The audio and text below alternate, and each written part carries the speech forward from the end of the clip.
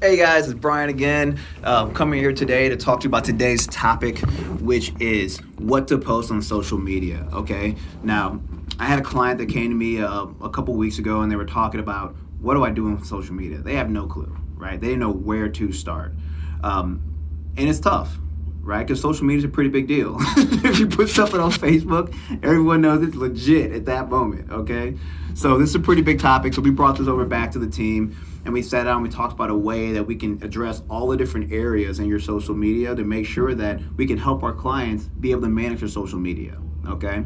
What we came up with is brand, our acronym brand, okay? And it kind of addresses all the different parts of your social media. You can use it for a bunch of different ways, in a bunch of different ways. So let's dive right in. The B.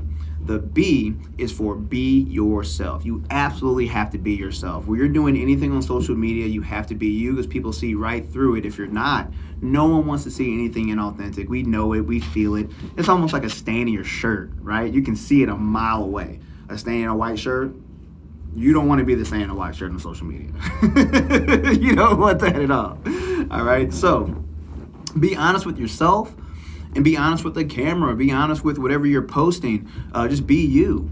Be you above anything else because everyone else is taken already. So be you. All right. And this is your opportunity to be human as well. Right. So again, you want to bring that real, that freshness there because people see it and people like it. People want it. Okay. Now the R is for representing your business. Now to represent your business, that means you need to talk to your audience. So you need to know who your audience is. You need to know that if your audience are younger, as a younger crowd, you need to be able to talk the hip lingo that they talk. You need to dress the way that they dress so they can relate, right? Because they need to be able to relate to you, right? If you have an older crowd, you need to be able to talk to them in the words and the vocabulary that they use, right? Then you're going to feel more like a trusted advisor or trusted authority in their tribe because you're speaking the talk that they speak, all right? So you have to make sure you know who your audience is and make sure you can relate to them so they can assimilate with you, right? Next, you want to make sure that you are always creating content. And by always creating, is really but pretty much creating awareness. If you're speaking to your audience and you only post one time a month, it's not enough. The average person needs to hear the exact same thing, or at least the same message, about 8 times before they even make a real conscious decision on it, right? So you need to post. You have to post on a consistent basis regularly. It has to be regular. What I like to do for businesses to start off with, 3 times a week. Okay, that's on the low side. You can always post more, but you need at least 3 days a week. Okay, so you never want to go more than 3 days where you don't have any posting. That's going to be echoed. Right? You don't want that because you disappear. You're forgotten about. We're in a fast-paced society where everything's happening all the time. News feed is blowing up, right? And if I never see you, you don't feel like you're a part of my community anymore. So that's how you stay engaged, is to consistently post. Okay. Now, after you consistently post and you're always creating that awareness, you want to neglect negativity and controversial subjects. And this is a double-edged sword, really, because you can post negative things, but you have to be able to take that negative and make it positive. You can't just take a negative, then drive that negativity in, because that's just gross. Nobody wants to feel bad. No one. Not ever.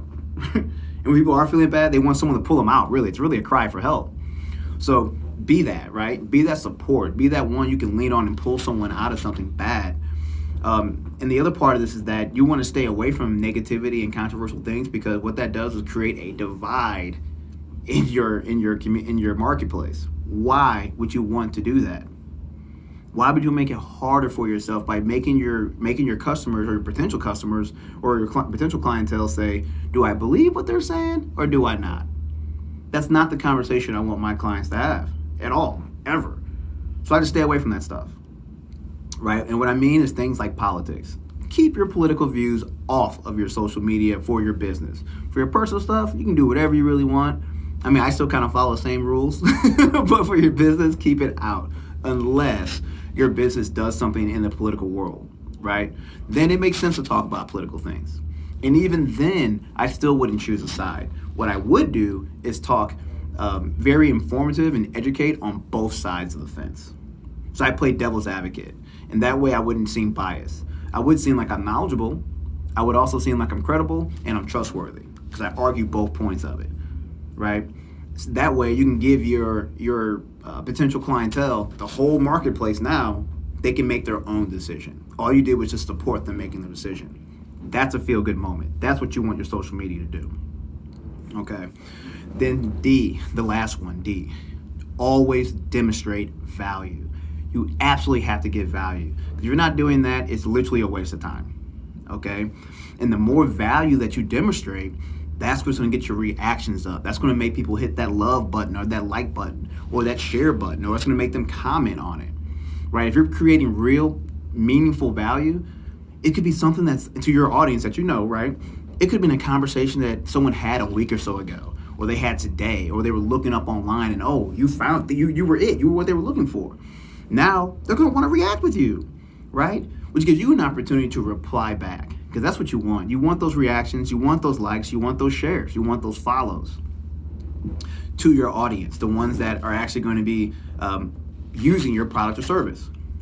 So there's your acronym right there, the what to post on social media. Brand. Be yourself, represent your business, know your audience, okay? Always create content and create awareness. Neglect negativity and controversial topics. And then you want to demonstrate value at all times. What that's going to do is create the opportunity for you guys to have more comments and interaction with people on social media, which is going to increase your awareness and see that you're human, see that you're real, and make people want to be around you guys more, okay? With all that being said, you want to stay away from a lot of posts that basically are asking for sales. Now, I'm not saying never post it. It's okay to ask for the sale. You just don't want every single post asking for a sale, right? Because then you're just a sleazy salesman and nobody wants that neither. Okay?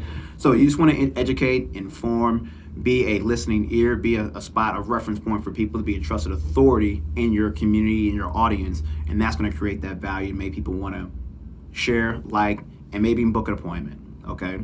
So what I have here for you is a tool, a 30-day trial to manage your social media, okay? I also have some best practice here for you, which I'll share with you, but click in the link below in the comments, and what I'll do is, or what you'll do is you'll get on my calendar, I'll set you up with your tool, I'll teach you how to use it, and I'll share with you some of these best practices so you can own your social media presence and get those interactions with people that you really want to get and be a part of the community that you're trying to create in your business, okay?